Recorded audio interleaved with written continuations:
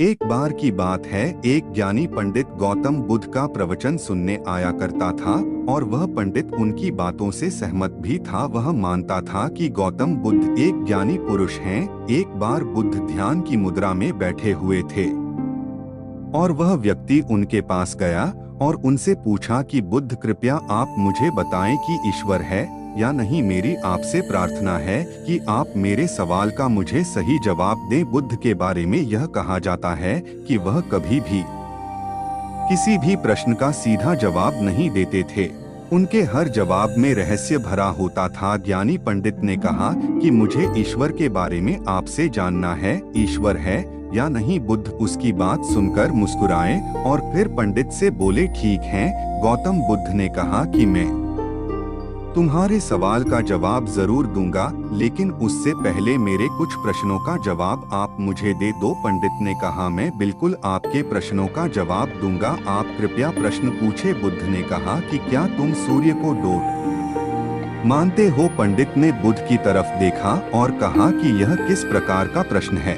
मैं छोटा बच्चा हूँ, आप जो मुझसे बच्चों वाला प्रश्न पूछ रहे हैं। सूर्य तो साक्षात प्रकट होता है और पूरी दुनिया को रोशनी देता है। धरती पर रहने वाले हर जीव को सूर्य से ऊर्जा प्राप्त होती है। सूर्य को तो हम रोज ही देखते हैं। बुद्ध ने उनसे कहा कि ईश्वर के होने के बारे में प्रश्न कहाँ से आया, क्योंकि जिस प्रकार सूर्य हमारे सामने है उसके होने का कोई प्रश्न नहीं होता। तब ईश्वर के लिए यह सवाल क्यों उठा? ईश्वर को मानने की क्या आवश्यकता है? इसका मतलब तो यह हुआ कि आपके मन में कहीं न कहीं ईश्वर के प्रति संदेह है, क्योंकि ईश्वर सूर्य की तरह आपके सामने नहीं है। आप ईश्वर को भी बुद्धि से ढूंढने के लिए निकले हो और बुद्धि केवल उन्हीं बातों को मानती है जो उसके सामने दिखाई देता है, और ईश्वर कभी भी आपको प्रत्यक्ष रूप में सामने दिखाई नहीं देगा। अगर दिख जाए तो वह ईश्वर नहीं होगा। गौतम बुद्ध ने कहा कि तुम ईश्वर को मानते हो या नहीं? असल में यह प्रश्न ही गलत है और गलत प्रश्न का सही उत्तर कैसे दिया जा सकता है? इसलिए अगर इस गलत प्रश्न के पूछे जाने पर और अगर किसी के उत्तर दिए जाने पर, तो वह उत्तर भी इस प्रश्न की तरह ही गलत होगा। पंडित बुद्ध की बात सुनकर थोड़ा भ्रमित सा हो गया। उसने कहा कि बुद्ध, आप किस तरह की बातें कर रहे हैं? मुझे कुछ समझ नहीं आ रहा है। बुद्ध ने कहा, अगर मैं तुम्हें सीधे शब्दों में बताऊं तो इसका मतलब यह है कि ईश्वर को माना नहीं बल्कि जाना जा सकता है। अगर तुम मुझसे यह प्रश्न करते कि मैं ईश्वर को जानना चाहता हूँ, तो मैं तुम्हारी मदद कर सकता था, और जिस दिन तुम ईश्वर को जान जाओगे उस ईश्वर की व्याख्या तुम सीधे कभी नहीं कर पाओगे। लेकिन लोगों को ईश्वर के दर्शनों का स्वाद चखने में मदद जरूर कर सकते हो। तुम कभी अपना अनुभव किसी को दे नहीं सकते हो, लेकिन किसी को अनुभव कराने में सहायता जरूर कर सकते हो। दोस्तों, आपने बुद्ध के जीवन की कितनी कहानियां, किस्से सुने होंगे। वहां आपने देखा होगा कि बुद्ध ने कभी भी ईश्वर के बारे में स्पष्ट नहीं कहा, और इसकी वजह से कई बार बुद्ध के ऊपर उंगलियां भी उठी। लोगों ने यहाँ तक कहा कि बुद्ध कुछ भी नहीं जानते, क्योंकि बुद्ध इस तरह के प्रश्नों का ठीक से उत्तर कभी नहीं देते थे।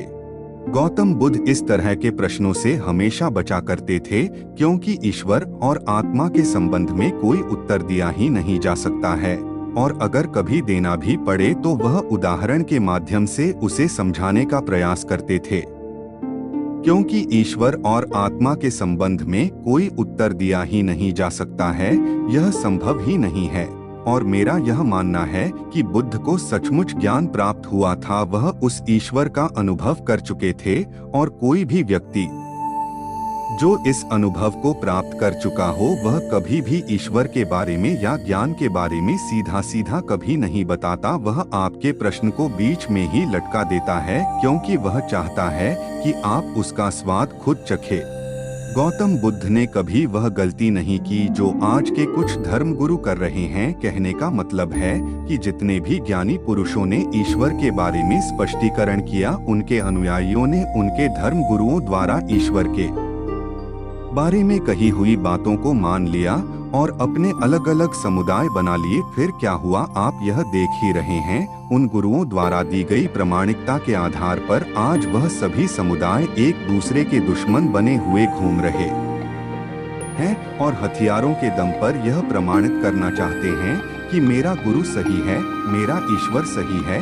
वह लोग यह कहते हैं कि तुम अपनी ईश्वर को छोड़ो और हमारे ईश्वर को मानो, क्योंकि हमारा ईश्वर सत्य है। अगर कोई व्यक्ति ईश्वर की सीधी व्याख्या कर देगा तो अज्ञानियों की भीड़ उसकी बातों को मान लेगी। वह भी ईश्वर का अनुभव कभी नहीं करेगी। वह भीड़ तो केवल आपकी कही गई बातों के आधार पर किताबें लिख देगी और हाथ में तलवार लेकर चल पड़ेगी कि हम अपने समुदाय को बढ़ाएंगे, अपने धर्म को बढ़ाएंगे, प्रचार प्रसार करेंगे। शायद बुद्ध इस बात को जानते थे, इसीलिए उन्होंने कई बार ईश्वर के वजूद को भी नकारा। इनकार इसलिए किया कि आपकी प्यास और गहरी हो सके, आप उसको जानने के लिए उतावले हो जाएं। अगर बुद्ध ईश्वर के बारे में सीधे सीधे कह दे तो भीड़ आसानी से उनकी बात मान जाएगी। और ऐसे ही हमने धरती पर ना जाने कितने ही ईश्वर और भगवान को जन्म दे दिया है। ऐसा लगता है कि ईश्वर ने मनुष्य को नहीं बनाया, बल्कि मनुष्य ने ईश्वर को पैदा किया है। तो दोस्तों, गौतम बुद्ध की कहानी से हमें क्या शिक्षा मिलती है कि भगवान को मानना नहीं बल्कि जानना चाहिए और उसका अनुभव लेना चाहिए। ईश्वर को जानने के लिए सिर्फ एक ही रास्ता है और वह है ध्यान। ध्यान में जितनी गहराई से जाओगे उतना ही तुम्हारा ईश्वर के प्रति अनुभव होता चला जाएगा और तुम्हारे सभी प्रश्नों के उत्तर भी तुम्हें मिल जाएंगे।